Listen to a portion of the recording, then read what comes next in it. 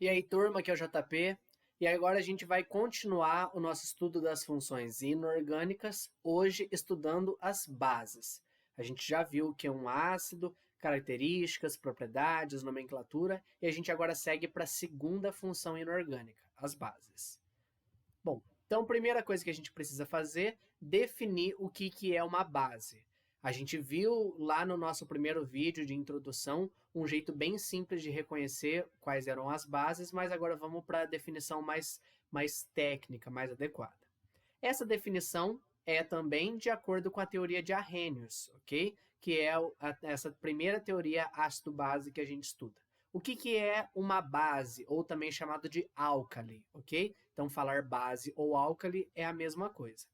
É toda substância capaz de liberar OH- em água. Lembrando que eu libero apenas OH- como único ânion.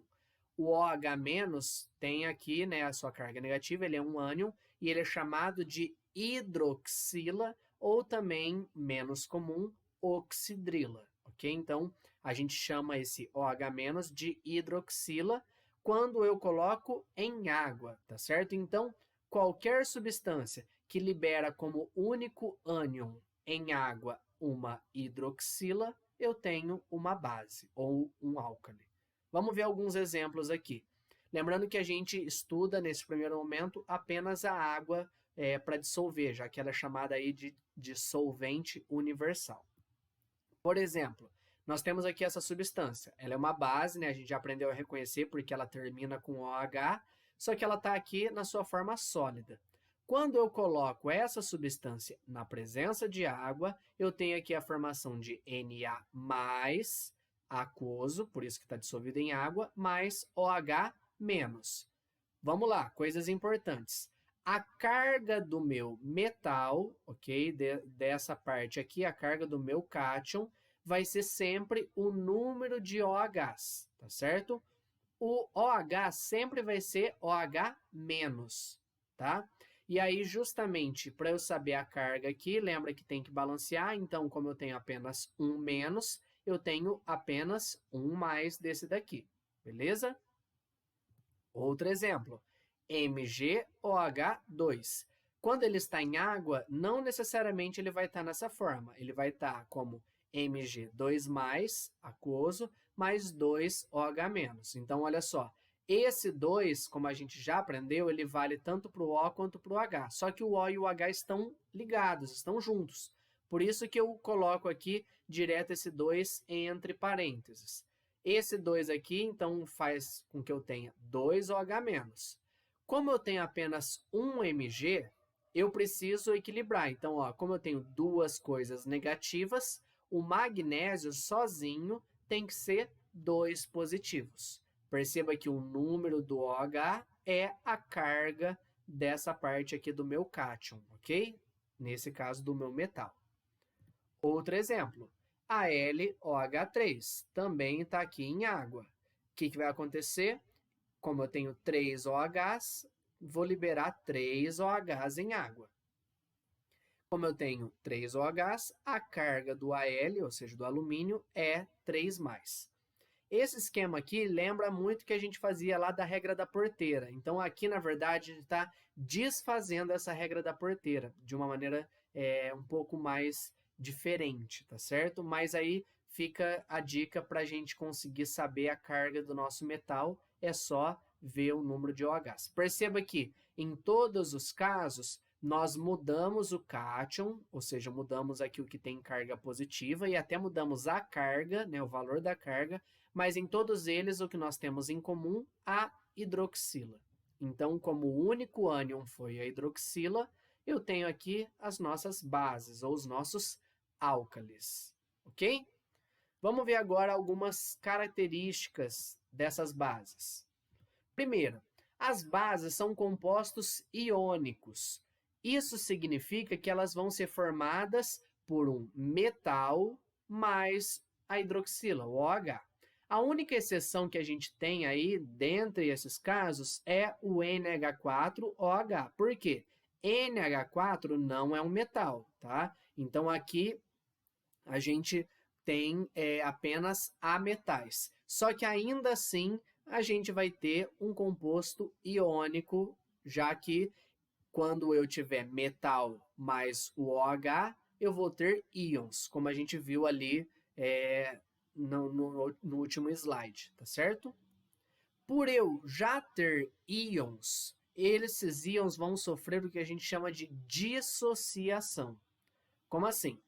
Lá nos ácidos, a gente viu que eles sofrem ionização. Ionização é quando eu formo íons, ou seja, não existiam íons e agora, quando eu coloco em água, eles existem. No caso das bases, os íons já existem, então eles vão se dissociar. Dissociar é a mesma coisa que separar, então é como se eles sofressem separação. Eles já existem, só que eles estão unidos por ligação iônica, já que eles são compostos iônicos. Quando eu coloco em água, esses íons se separam, tá? Então, isso é uma das diferenças fundamentais entre ácido e base. Ácido não tem íon e se ioniza na água. Base já tem íon e se dissocia em água, ok? Então, fique atento aí, porque tem muito exercício que trata dessas diferenças. Por isso que em ácidos a gente chamava de equação, aquelas equações que a gente via no comecinho, equação de ionização. Com as bases, a gente vai chamar de equação de dissociação, ok? Outra coisa, bases são compostos iônicos, enquanto ácidos são compostos moleculares. Então, aí a diferença entre essas duas classes, essas duas funções. As bases também são eletrólitos em solução aquosa, ou seja, elas conduzem eletricidade. Para conduzir eletricidade, quando eu dissolvo em água, preciso ter íons. Então, como eu já tenho esses íons e eles estão separados, significa que as bases também conduzem eletricidade. Então, tanto os ácidos quanto as bases conduzem eletricidade em água, ok? Os ácidos, como a gente viu, tinham um sabor azedo, né? A gente tinha uma percepção do sabor azedo. Já as bases não têm sabor, mas na verdade, quando a gente coloca na boca, elas causam uma sensação de adstringência. O que é essa sensação de adstringência? É o que a gente chama de amarrar a boca. Por exemplo, se você come alguma fruta que não está madura, por exemplo, uma banana que não está madura, ou mesmo caju, ou uma maçã verde, você sente uma sensação na sua boca como se a boca ficasse amarrada, que a gente fala. Essa sensação é a adstringência. Isso indica a presença de substâncias básicas, ok? Então fica aí um detalhe para a gente. Enquanto ácidos têm o sabor azedo, as bases têm essa sensação para a gente. Lembrando que não é sabor, né? A adstringência não é um sabor, mas sim uma sensação, ok? Outra coisa que os exercícios podem falar. Tem muitos produtos de limpeza que, em geral, têm um caráter básico. Por isso que, dependendo, quando por acidente acaba indo um pouquinho de sabão na boca, enfim, a gente consegue sentir essa sensação de amarrar a boca. Cuidado, tá? Não são só substâncias ácidas que são perigosas. Bases também podem ser tão perigosas quanto. Beleza? Como que a gente pode classificar as nossas bases? Então, vamos lá. Primeiro, vamos classificar elas com relação à solubilidade delas em água. Então, a gente vai saber se elas são solúveis, ou seja, se eu consigo misturar, né, dissolver elas em água, ou insolúveis. As bases solúveis são as bases formadas pelos elementos da família 1A, que é a família dos alcalinos. Lembra que eu posso falar de base ou álcali. O nome alcalino está relacionado a esse caráter básico das substâncias, ok? Então, a família 1A são dos metais alcalinos. São solúveis em água, assim como o NH4OH. Como que a gente guarda quais são os elementos da família 1A? Lembra que todos eles têm carga 1+. A gente guarda aqui, ó, Li na cama, Robson Crusoe em francês. Lítio, sódio, potássio, rubídio, césio e frâncio. Todos eles têm carga 1+, então é Li+, Na+, K+, e assim por diante. Se a gente tivesse que montar a base deles, seria LiOH. já que como eu tenho 1+, eu preciso apenas de um OH- para cancelar. Se fosse o Na, NaOH. Se fosse o K, KOH. Então, todos esses aqui e mais o NH4OH são solúveis, eu consigo dissolver em água. Então, tá aqui alguns exemplos. Perceba, como a gente viu aqui, todos eles têm apenas uma hidroxila, tá certo? Porque a carga deles é tudo 1+. Também vai ter as bases que vão ser pouco solúveis em água. Então, assim, elas são solúveis, mas não tanto. São algumas bases da família 2A, que é a família dos alcalino-terrosos. Como que a gente guarda eles? A gente já viu também lá na aula de tabela periódica. Bete Magrela casou com o senhor Barão Ratão. Berílio, magnésio, cálcio, estrôncio, bário e rádio. Por eles serem os elementos da família 2A, todos eles têm carga 2+. Então, eu vou precisar de 2 hidroxilas. Quais são essas bases pouco solúveis? Por exemplo, aqui, ó, CaOH2. Perceba que, como eu tenho o Ca que tem carga 2+, eu preciso de 2 OH-. É aqui que a gente coloca o parênteses, tá? Porque esse 2 vale tanto para o O quanto para o H. Sr, que é o estrôncio, tá aqui também. SrOH2. E o bário, BaOH2. Eles são pouco solúveis em água.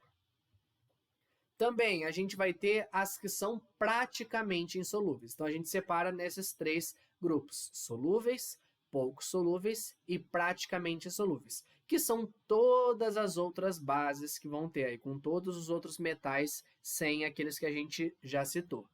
Por exemplo, tá aqui, MgOH2. Perceba que o Mg é da família 2A, mas como eu disse, são apenas algumas que são pouco solúveis. O Mg já é praticamente insolúvel.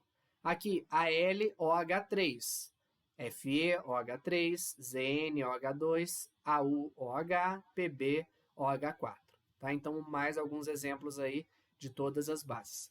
Ou seja, se um exercício pedir a solubilidade, se analisa se é solúvel ou pouco solúvel. Se não encaixar em nenhuma dessas duas, já vai aqui direto para ser insolúvel, ok? A gente fecha a nossa primeira parte aí do estudo das bases e agora a gente vai seguir com o nosso segundo vídeo aí, estudando os outros aspectos que faltam. Até daqui a pouco. Tchau, tchau.